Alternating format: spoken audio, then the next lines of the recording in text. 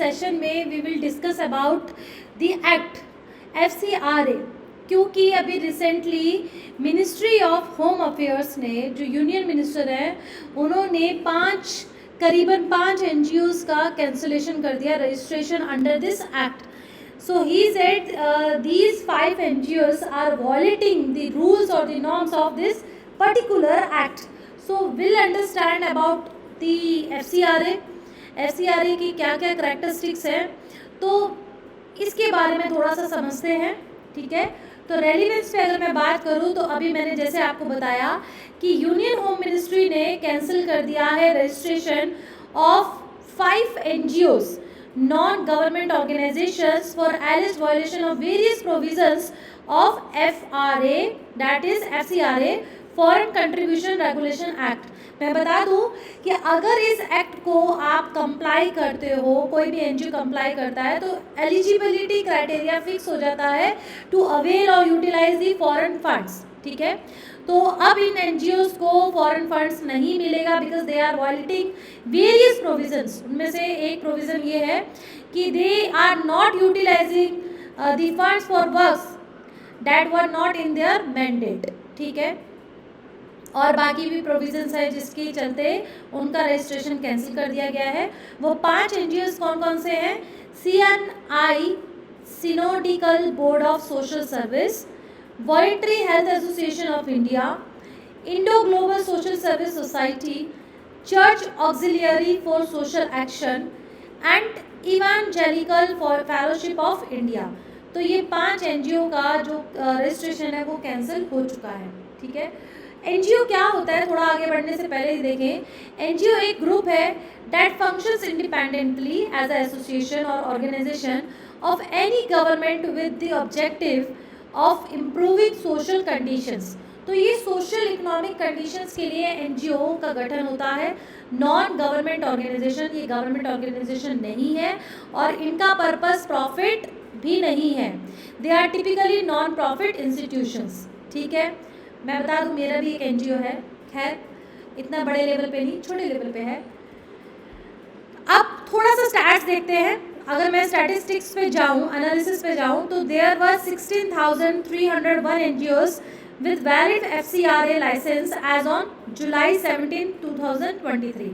तो इतने NGOs हैं जो FCRA जिनका लाइसेंस जिन्हें मिला हुआ है. Under this licence they can get the foreign funds from outside. Centre ने कैंसिल किया था more than 6,600 NGOs in the last 5 years for violation of the law. Overall FCRA license of 20,693 NGOs have been cancelled in the last decade. तो पिछले 10 सालों में इतने आपके NGO cancel हो चुके हैं, रद्द हो चुके हैं. According to the data disclosed in Parliament last year, 2023 में कितना हुआ था डाटा? 55,741 करोड़ रिसीव हुआ था in foreign contributions by 13,520 FCRA registered associations or NGOs between 2019 to 20 and 21 to 22 financial years. तो इतना करोड़ पैसा आ चुका है. आप सोचो ना कि अगर फॉरेन कंट्रीज, ये क्यों है रिस्ट्रिक्शंस? अगर कोई आपके देश में फॉरेन कंट्री दान दे रहा है, अनुदान कर रहा है, फंड भेज रहा है, तो for that perspective they can interfere in the matters of the country. क्योंकि फाइनेंशियली जब आप किसी को उधार देते हो, इनडायरेक्टली और नेचुरली और automatically you would get a right to intervene, है ना. इसीलिए रिस्ट्रिक्शंस ऑलवेज बी देयर. अब चलते हैं FCRA के बारे में. FCRA आता है 1976 में ड्यूरिंग द इमरजेंसी पीरियड. क्या था? कंसर्न हुआ about foreign interference in India's affairs through financial support to independent organisations. तो जिन जिन फॉरेन कंट्रीज ने फाइनेंशियल सपोर्ट किया था हमारे देश के इंडिपेंडेंट ऑर्गेनाइजेशंस को, वो उसके चक्कर में, उसके चलते, with that reason they started to intervene in India's affairs. इसीलिए ये आपका FCRA पिक्चर में आता है. FCRA was designed to regulate foreign donations to individuals, associations, so that they operate in a manner consistent with the values of a sovereign democratic republic.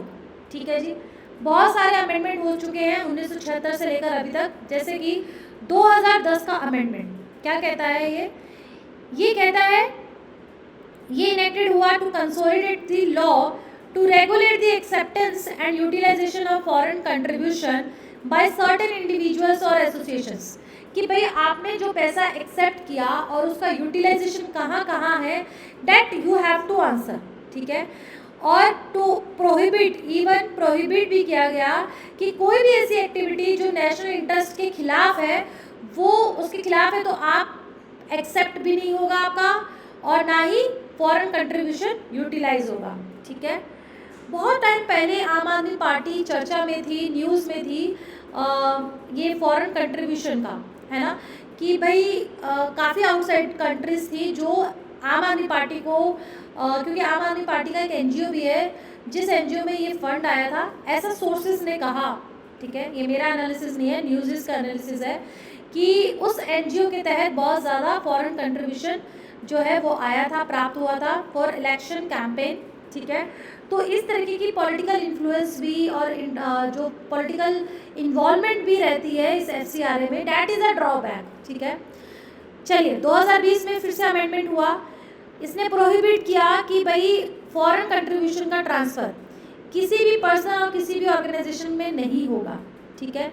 क्यों नहीं होगा? Limit cross जो है, लिमिट रिड्यूस किया गया, usages of foreign contribution for administration expenses from 50% to 20%, क्योंकि क्या होता था, एनजीओज जो है अपना जस्टिफिकेशन पॉइंट रखती थी कि भाई मेरा जो ऑपरेशनल एक्सपेंडिचर है उसमें मुझे 50% तो मेरा वहाँ चला जाता है, तो उसको घटाकर अब 20% कर दिया, सो डैट ट्रांसपेरेंसी रहे कि बाकी का 100 रुपये अगर आया है, 20 रुपये आपने एडमिनिस्ट्रेशन लगाया, तो बाकी 80 रुपये कहाँ गया, ठीक है। FCRA रजिस्ट्रेशन प्रोसेस, तो क्या है रजिस्ट्रेशन, कैसे होगा, अगर ये किसी भी फॉरेन ग्रांट होता है किसी भी इंडिविजुअल और एसोसिएशन को, वो कौन कौन सी एक्टिविटीज़ में इन्वॉल्वमेंट होना चाहिए, जैसे कि वर्क का है, including cultural, economic, educational, religious और social programmes and among others, बहुत सारे हैं, ठीक है। FCRA regulates foreign contribution in these defined areas to ensure transparency and compliance with the law. फिर entities even they can register under multiple categories based on their programmes which allow them for diverse activities, तो ये सभी activities के लिए they can register under this FCRA। Applicants need to open a bank account for the receipt of the foreign funds at a specified branch of State Bank of India in New Delhi. So this is the process of FCRA registration.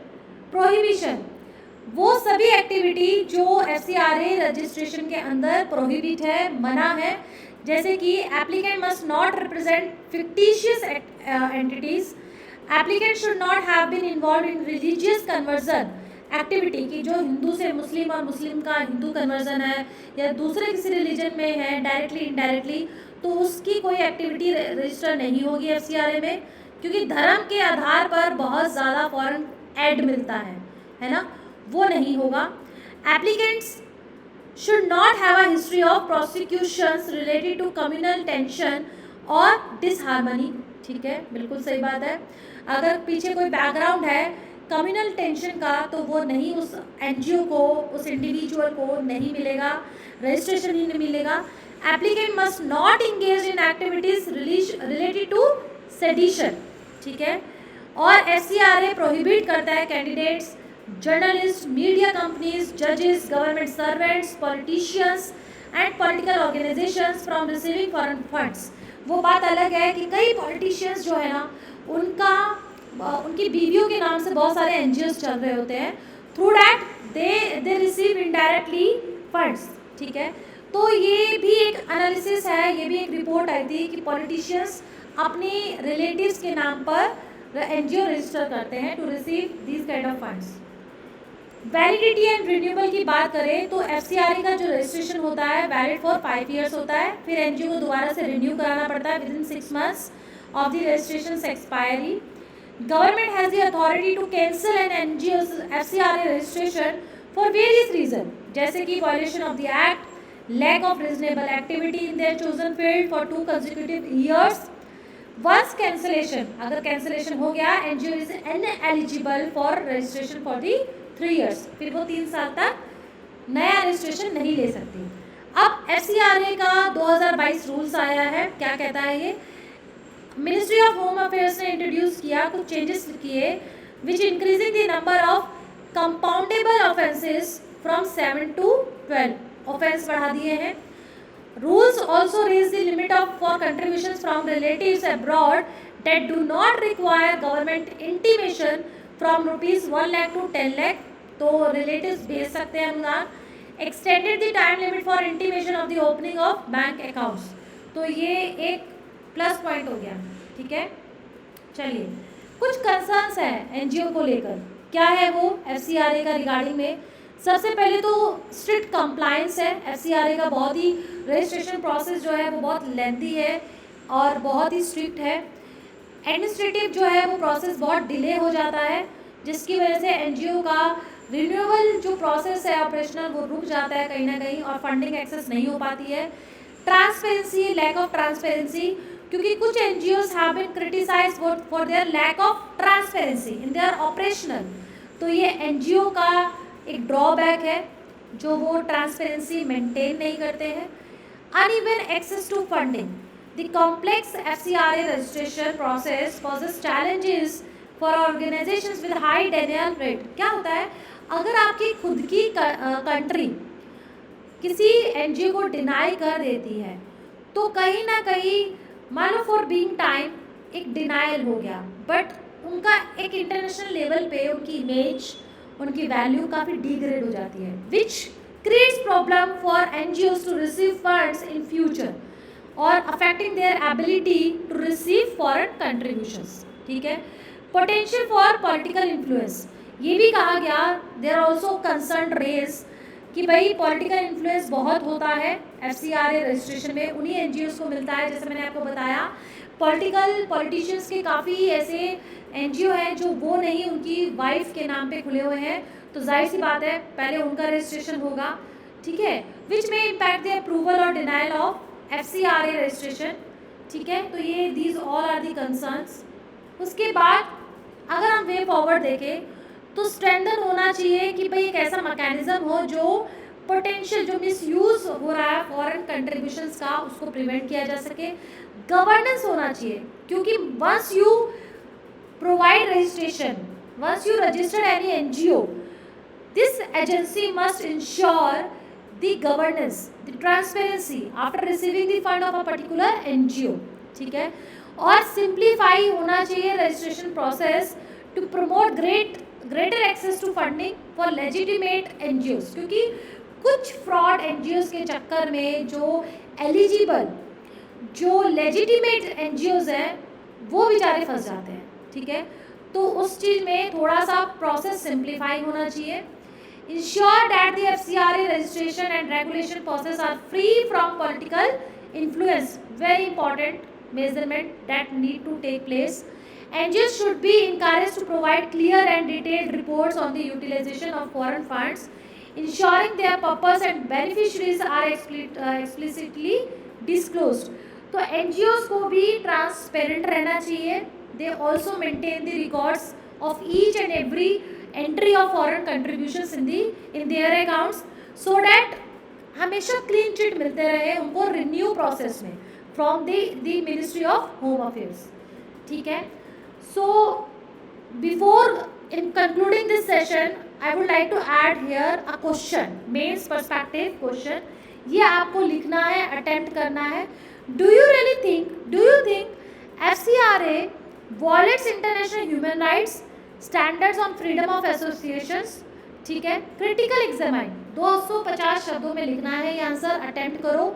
You can attach your answer in description box, from there I will check your answer and provide you the feedback. Please like and share and subscribe my channel. Thank you.